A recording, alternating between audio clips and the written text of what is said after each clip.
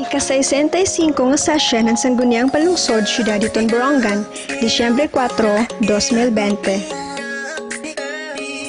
Time for the opening prayer, led by our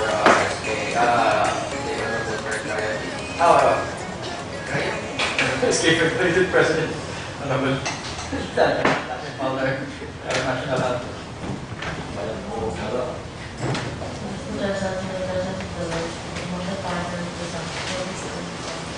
Dear Lord, we offer this gathering to you and ask you to bless it with your wisdom and grace. We thank you for this opportunity to be together to grow in our love and service of you and of each other. We ask you to enlighten our minds to know what is true and just, and strengthen our wills to carry out faithfully what we come to see as our duty. May all our thoughts, words, and actions be directed to making your name and your love better known among men for their sanctification and their happiness here and in eternity. Amen. In the name of the Father, the Son, and the Holy Spirit.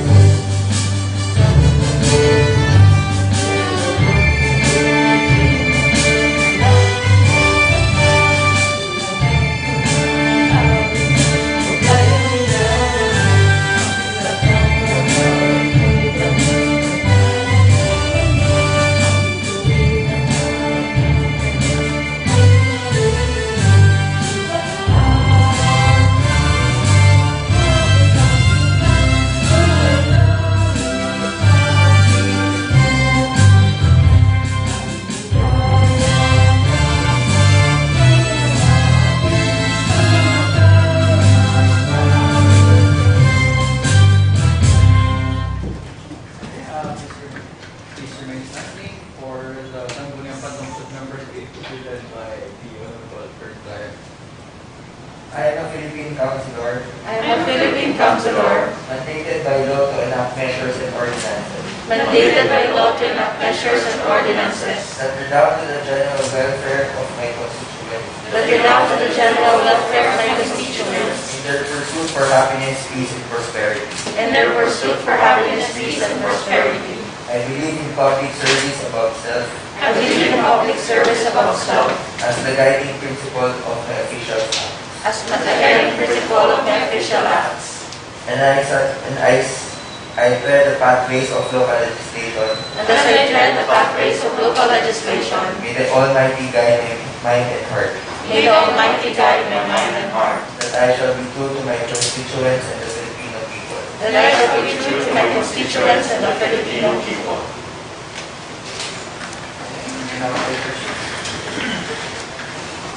Mr. Secretary, please follow.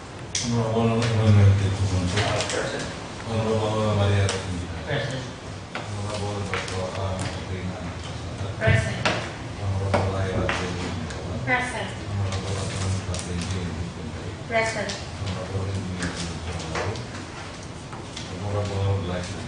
Present.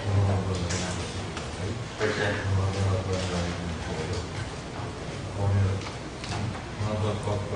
Present. Present.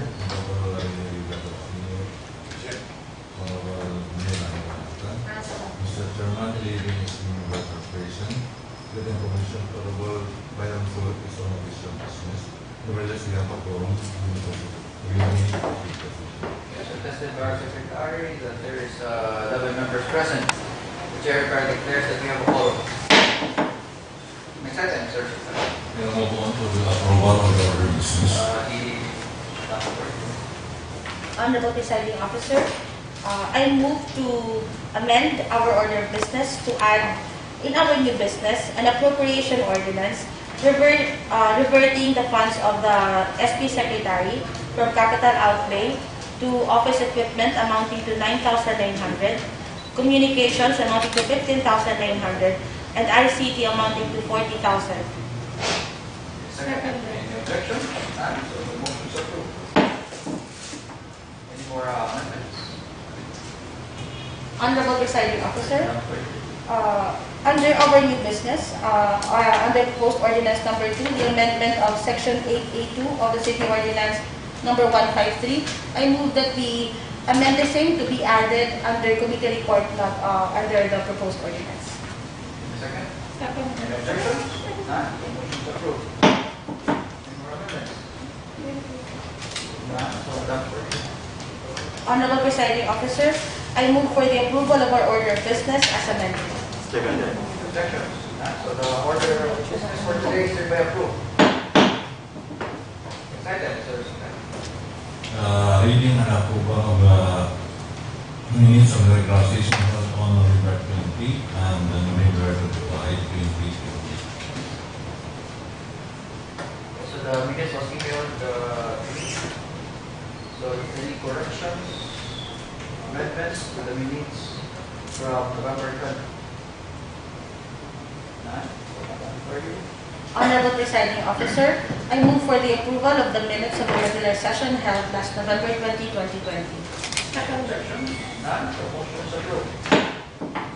Let's move on to the minutes from November 25. Correction? None? So Madam Clerk. Honorable Presiding Officer, I move for the approval of the minutes of the regular session held last November 25, 2020. Second. Any objection?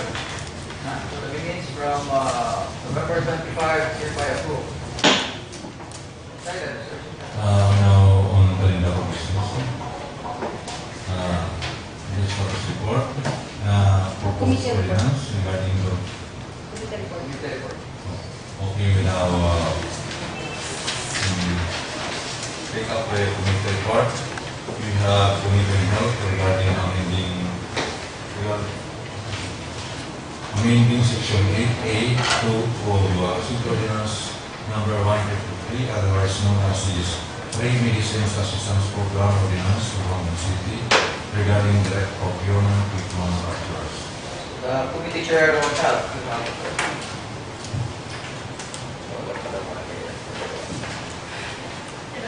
Good morning, Honorable Presiding Officer, and good morning to all the members of the Sangguniang Panlungsod Borongan. Committee report regarding the amendment of the free medicine ordinance. The city mayor endorsed the request of the Bids and Awards Committee Chair, Atty. Roland Solidon, City Legal Officer, last 25th November 2020, when the mayor attended the Sangguniang Panlungsod regular session for the amendment to the Free Medicine Ordinance of 2019, particularly on the procurement of medicines.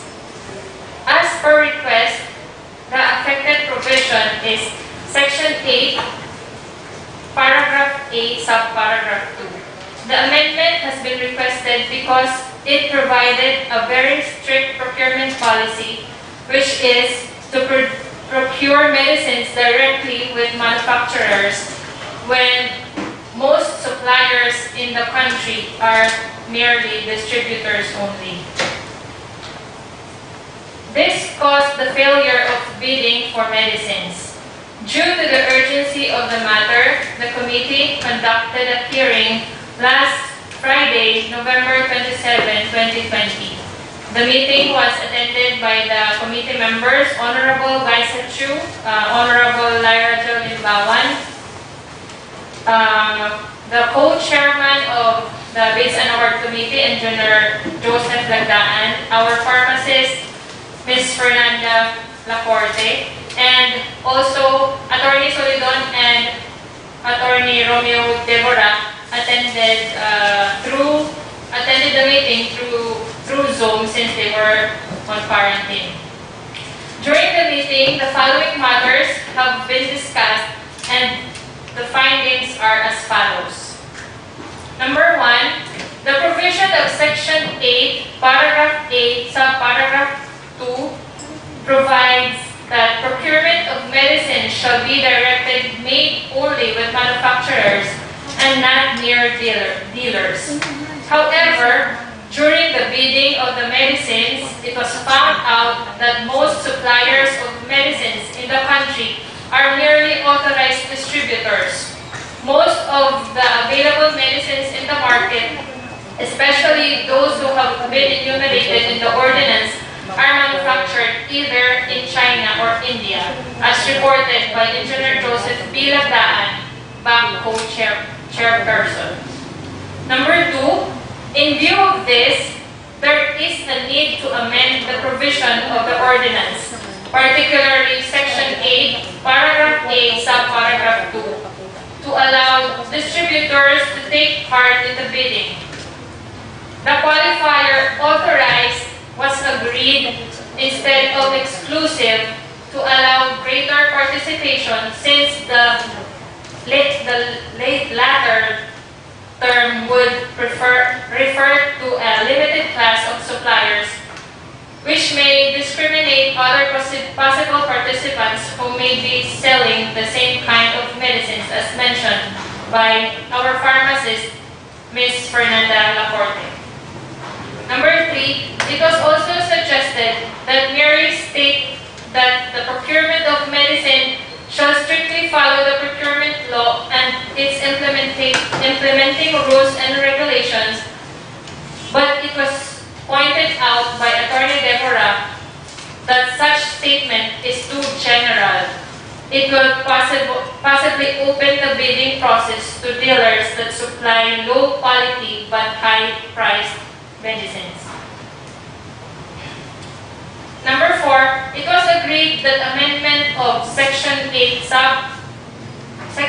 Paragraph A, Subparagraph 2 shall be as follows. Procurement. The procurement of medicines shall be made with manufacturers and/or authorized distributors. With no other matters to discuss, the meeting was adjourned at 11 p.m. With that, Honorable Presiding Officer, I submit my committee report to the body for consideration. Yes, sir. Any comments, suggestions, further discussions regarding the committee report? Honorable Presiding Yes, Officer. Just a clarification, if the chairman would know kung kakano punta ka na pag-bid and kayo di ba nagkamay din filler yung bidding, so were there no bidders at all? I think it was October 20 or mga suganitong time. Waray na bid at all. Waray namin.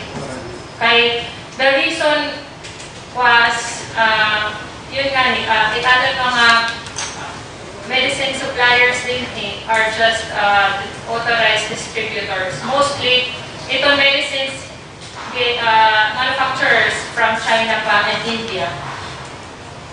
And also, isa naman nga reason, may manufacturers nga they only distribute certain medicines. Direct nga tanan nga aton list ng medicine na nakadto, gina-distribute din usala nga distributor.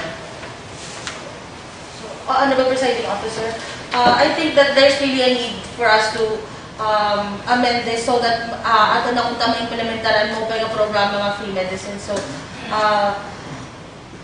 I fully support the amendment of the Honorable Chairman. I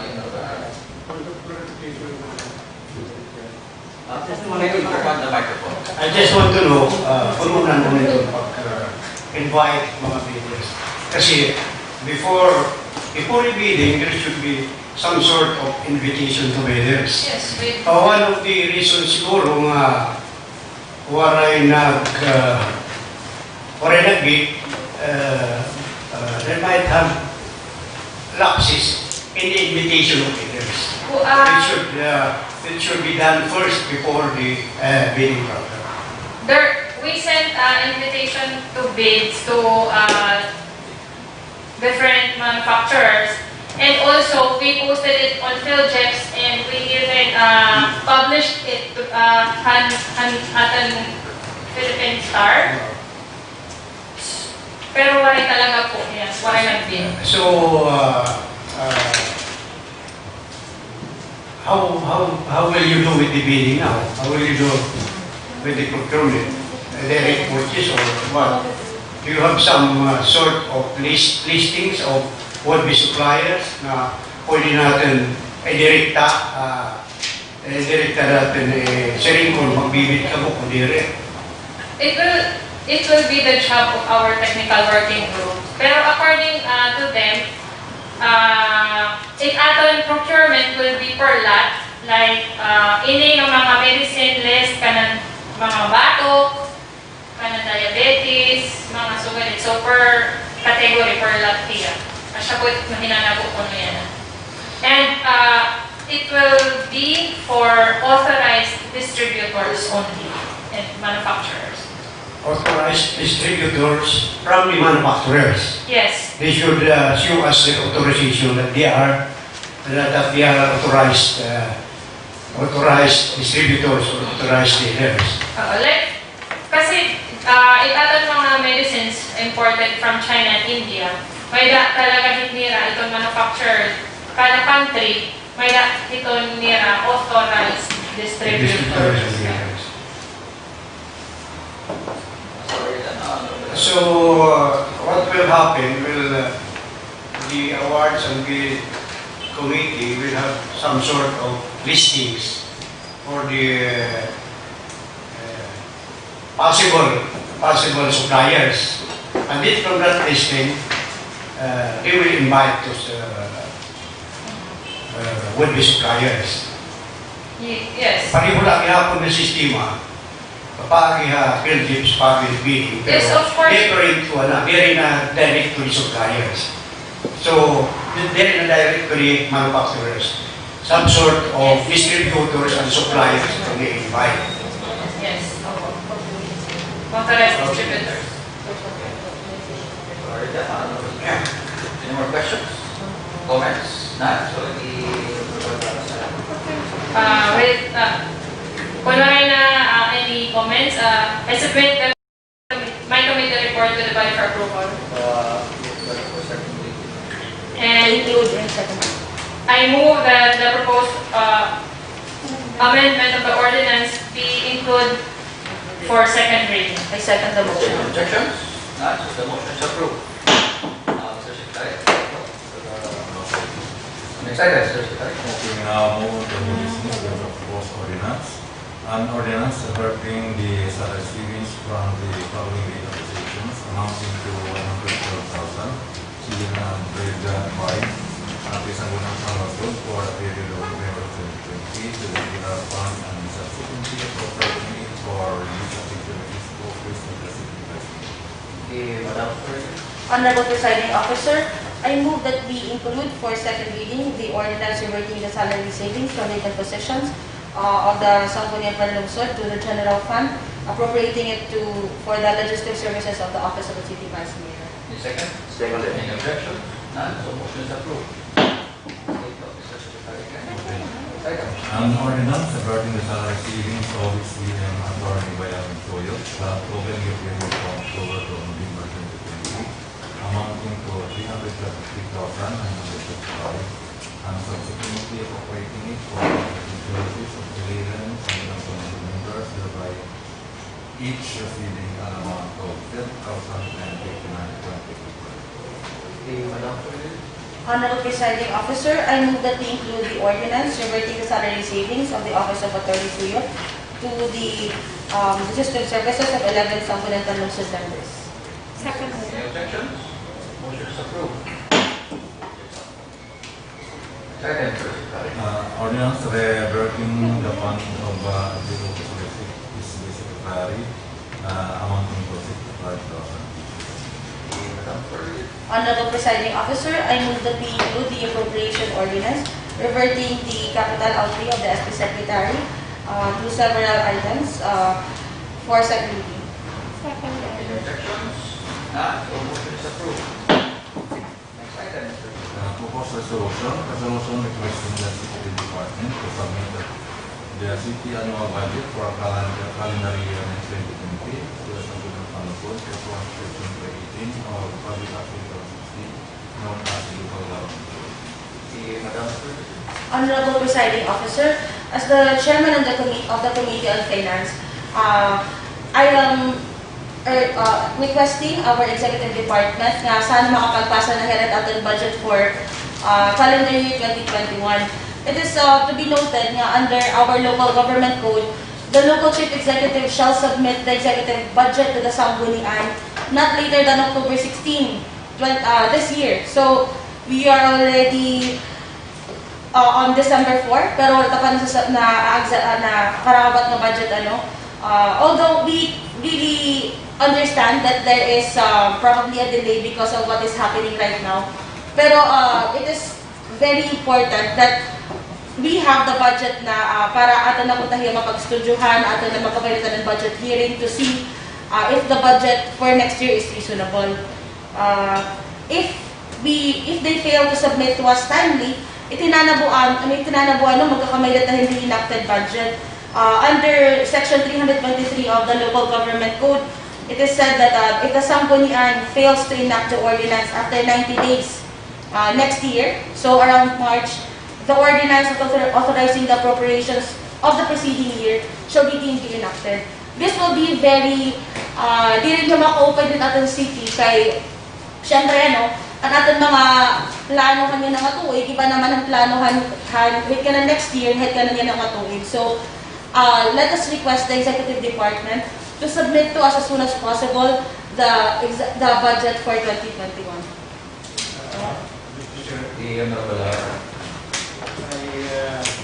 Go with this proposed resolution because as we have experienced before, last year's budget, we were blamed, Sangguniang Panlungsod was blamed on the delay. So, make it a correction now with this proposed resolution request to the Executive Department that the outcome submitted immediately from us. Just to again, even the public dili ilan nga paglalangan. Other departments nga itong public ko na kasi ang dili yada itong Sangguniang Panlungsod British now. So, I think this is very proper time now. Mr. President, Yes, guys, explanation of Honorable Arago. It na-delete kasi. Yan na-delete nga ang pagpasahan proposed budget. Di rin naman niya na may COVID. Last year, hinapunayin. Tapos, sinaring pa nga, ikilit na papasol. Pag yan ako magpasahira, siyempre, atin may posisyon. Pero bakit Sangguniang, ipag-deliberate itong budget itong 2021. So, dapat, nasanod ng mga tuig, yan na, sundatan na itong local code. October 16, dapat, kinata na proposed budget. Verification ko rin para tumamati. Ngayon kita itong rason na nililipot ko. I agree po with Honorable Cainday and Honorable Arago. Kasi before, siguro medyo acceptable pa ang excuse because we are on transition phase. Pero yan medyo may na. Tapos, under the local government code, pag lagpas October 15, wari ka na ibang agenda kung di ka ng budget lang. So, wari ka may kinakatata talaga, wari ka po kapasa. So, kailangan tapos talaga, may pasa ng Executive Department na diyan. Para di ma-delay kay last year, this year, nilindam natin mga casuals para ipagpapakatrabaho. Kaya wala ipakakuha ng budget, kaya diliman po, diwan niya pagpasa. Siya na po.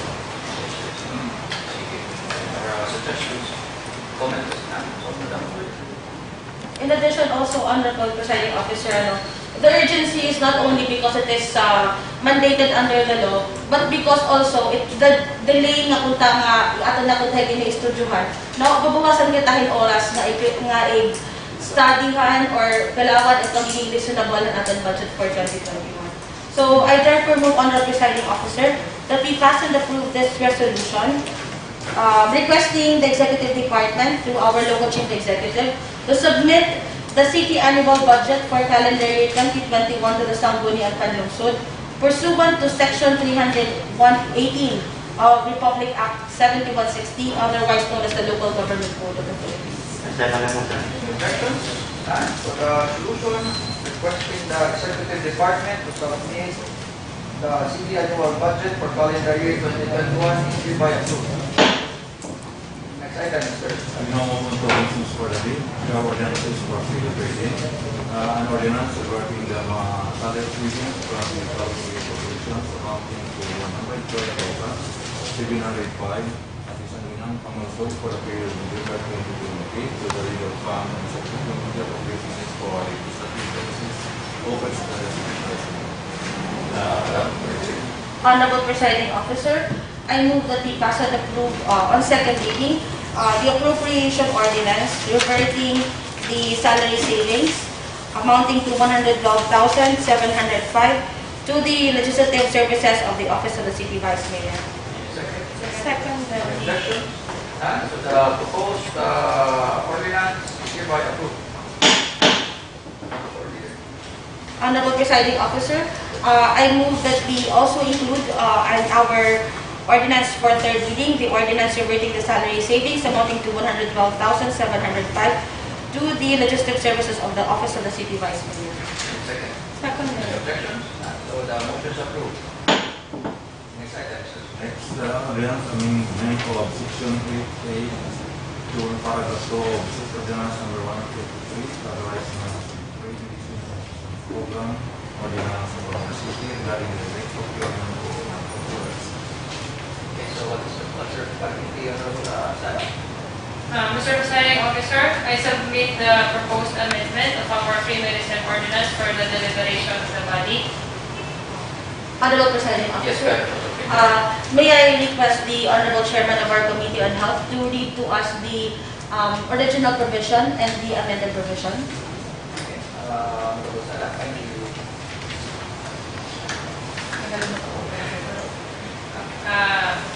Section 8, amending Section 8, Paragraph A, Subparagraph 2 of the City Ordinance number 153, otherwise known as the Free Medicine Assistance Program Ordinance of City of Borongan, regarding the direct procurement with the manufacturers. The old provision was procurement shall be directed to manufacturers and not mere dealers.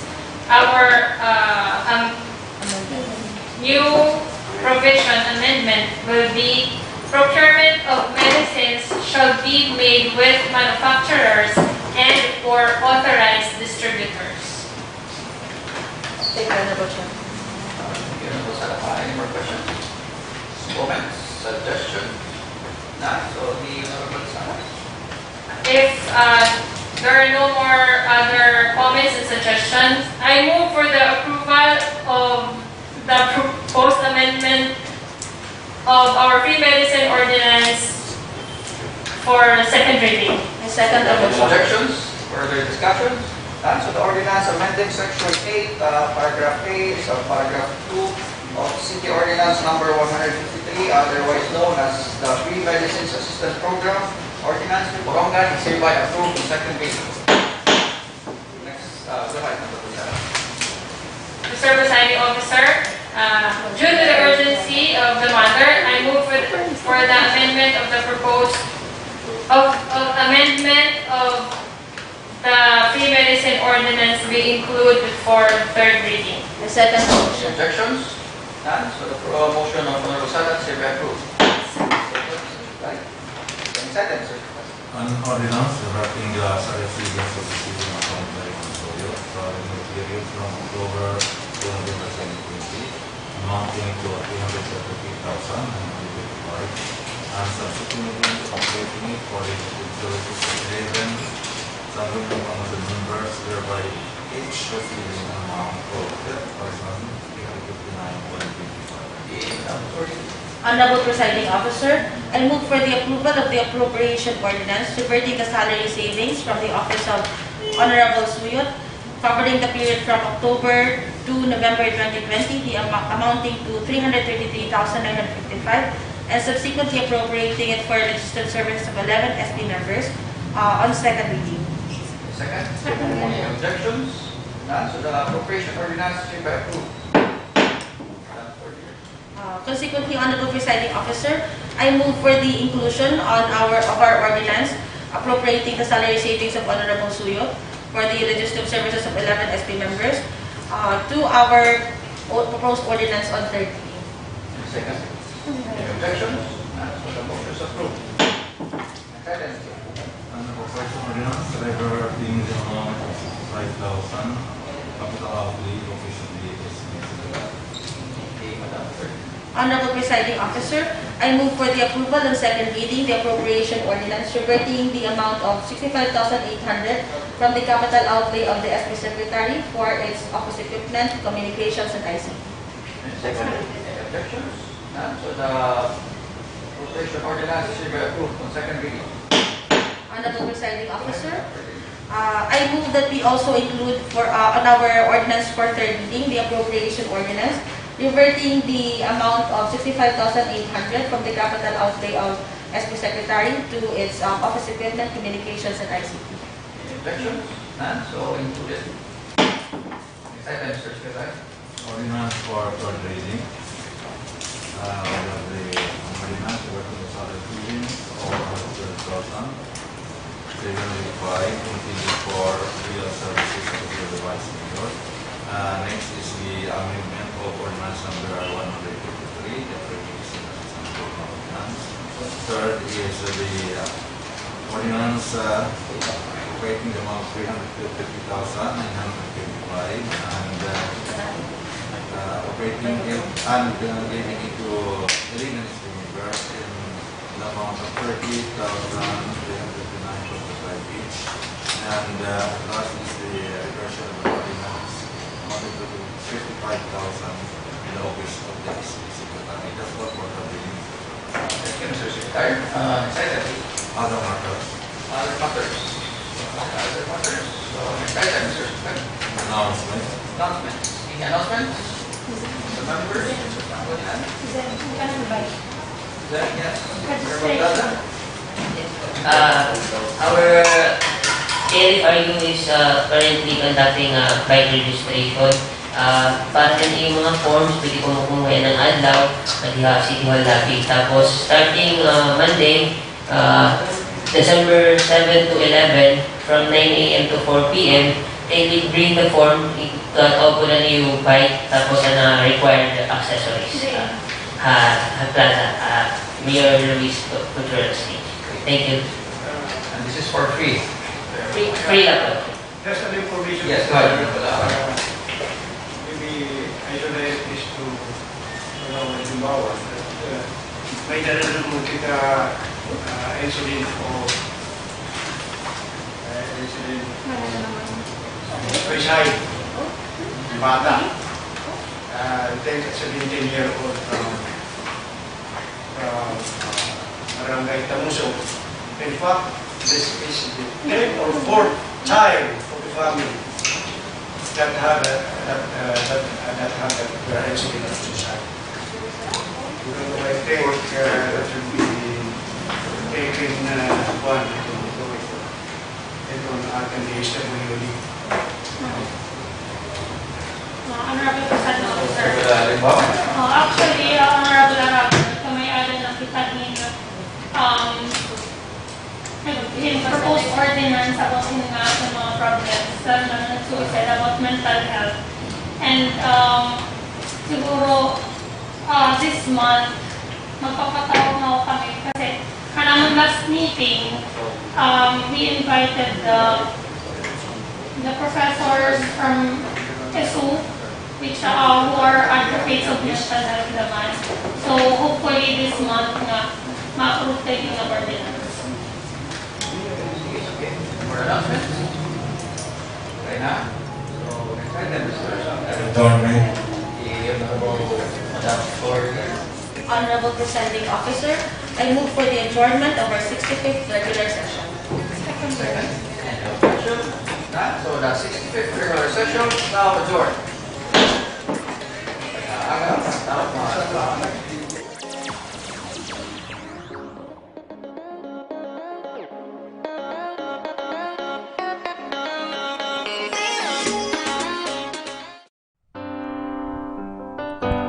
With the truth that truly sets us free, with the love